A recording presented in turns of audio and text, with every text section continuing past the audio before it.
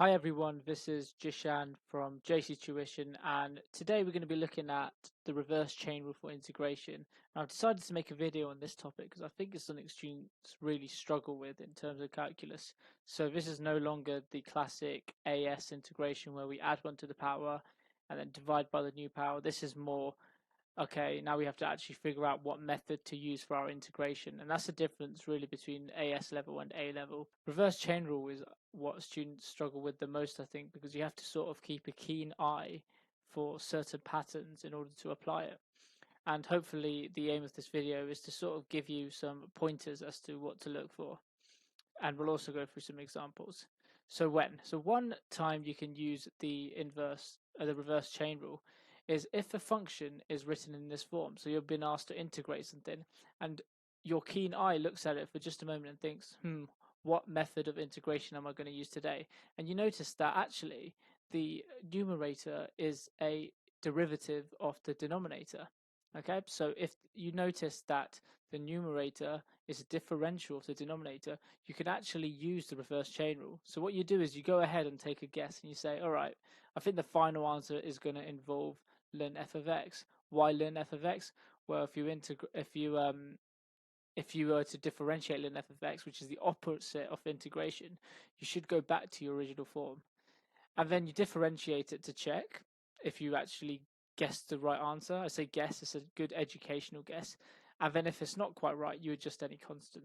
So let's see what I mean by this. All right, so we've opened our exam paper and we're given this question. And we're told to integrate this. And already I can notice that the numerator is a differential of the bottom, the denominator. So if I were to differentiate the denominator, so we bring the power to the front 2, x, and then we take one away from the power, so it's just left with 2x, and any constant just becomes 0. And 2x is exactly what we've got in the numerator. So let's take our guess. What we say, this is the integral, and we'll take our guess. I'm going to call this y because it's not quite the final answer, but it's our guess. So like I said, we're just going to learn the denominator. Like here I said in the previous page, we're going to try learn of the denominator. So that's x squared plus 1. Okay, now we've got to check if it's right. So now we're going to now differentiate this. And if we differentiate it, because differentiation is the opposite of integration, we should expect to get this final answer. So let's differentiate it. So we're going to differentiate y with respect to x. Well, we know when we differentiate something like this, it becomes the denominator stays the same. So it just becomes whatever's inside the modulus function here. So this just becomes x squared plus 1. And then we multiply this by the differential of what's in here, which is 2x. And that just stays at the top. Okay? And that is exactly the final answer. Therefore, we can say this guess we've sort of made here is good enough. So that can be our final answer, because I know if I differentiate it, it will leave it back to this. So that's our final answer is ln x squared plus 1. Okay, so we didn't have to adjust for any constants there actually. So let's do another example, this time using trigonometry. And even though it's trig and people get a bit scared, don't be scared, apply exactly the same thing. So this is our integral and we're looking at it, and I can see that sine x, cos x is the differential of sine x. So again, we have the numerator being a differential of the denominator, because 3, a constant, just becomes 0. So let's go ahead and do exactly the same thing. We'll take our educated guess and say it's the natural log, or ln, of the denominator, so 3 plus 2 sine x. Okay, and that's our guess. Now we're going to differentiate it back to check if it actually gives us this integral function here again. So let's differentiate that. So dy by dx. And we do exactly the same thing. So we have whatever's in here in the modulus function becomes the denominator. So 3 plus 2 sine x. And then we times by the derivative of whatever's in this modulus function. So we know 3, a constant, just becomes nothing. And 2 sine x becomes, the constant stays, but sine x gets differentiated into cos x. So we're left with 2 cos x. So actually we have 2 times too many of what we have. So we compare this to our initial integral. This is just cos x. We have 2 times of cos x on the top, and that's too many. So that means our guess isn't good enough. It's too many of what we should have guessed. So all we got to do now is actually just say, okay, we've got two too many of what we needed, so we're just going to half it. So our final answer is just half of this, so half of ln 3 plus 2 sine x. And of course we got add c at the end as well because it's an indefinite integral. I should have added c to the last question as well, so we'll leave that there, okay? You don't want to lose that mark. So when else can you use the reverse chain rule? So we just talked about if it was a fraction with the numerator being the differential of the denominator, but you could also do it if the function is written in this form, i.e. when the differential is near the original function. So if you have two functions of x and the one of them is a differential of the other, this is when you can also start thinking about using the reverse chain rule.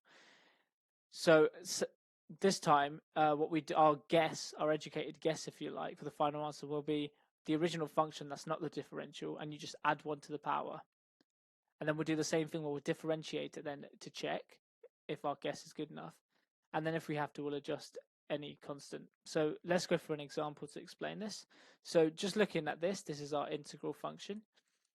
We can see that, well, we have sine x next to cos x, and just in the last example I showed you that we know that cos x is the differential of sine x. So this looks like we can be using the reverse chain rule. So let's do it. Let's take a guess and say we're just going to add 1 to the original function, which in this case is sine 2x. So we're adding 1 to f of x, which in this case is sine squared x. So adding 1 to the power gives us sine cubed x. Yeah, fine. And now we've got to differentiate to check and hope that it gives us this or something similar. So let's differentiate y to check if we did our guess is right. So how do we differentiate this? Well, this video isn't about differentiating. So if you're not familiar with the chain rule, I recommend you go back and look at it. So what do? We bring the power to the front. So we say it's 3 sine, and then we take 1 away from the power, sine squared x. And then we also multiply by the differential of sine x, which is cos x. And actually, I'm going to rewrite this as 3 cos x sine squared x, just because that's exactly what our original function looks like. It doesn't matter if you meddle around with the order they're written in. So what can we say about this? Well, we can say that this, by differentiating this, it has given us exactly our original function. So this is good enough. So we can say this is our final answer, and we write it at the end. We just say or our integral is therefore sine cubed x plus c. Okay? And let's go through one final question. So this one we can see again, we have a function, so x squared plus 5 cubed. And actually on the outside we just have x. Well, if I were to differentiate the inside of this bracket, what we get is 2x, which is nearly x, it's just 2 more. So actually this is reverse chain rule. So we have got the differential just on the outside. So let's use the reverse chain rule. So again, we go ahead and say this is our integral function. And what our guess to our final answer is the original function and add 1 to the power. So in this case, it's x squared, add 5, all to the power of 4. And then we differentiate this to check. So we say dy by dx is, well, how do we differentiate? Well, we bring the power to the front, and you say it's 4. And then the bracket stays as it is, so x squared, add 5, and then you take 1 from the power. But then you have to also remember to multiply by the differential of the inside of the bracket. So in this case, it's just 2x. So x squared, differentiating that is something you should have learned in first year. So we multiply that by 2x as well. Okay. So tidying that up, we're left with 8x, x squared plus 5 cubed. So now we compare this to our original function, and we can clearly see that we have 8 too many. So in other words, our guess was 8 too many of what we should have had. So that's fine. All we got to do is then say our final integral is an eighth of our guess. So it's an eighth of x squared plus 5 over 4, to the power of 4, sorry. And then we also got to add c. So that's all the examples here. I hope that made sense. I think the best way to get your head around it is just to practice and remember these rules that I have given you here. Okay, so good luck.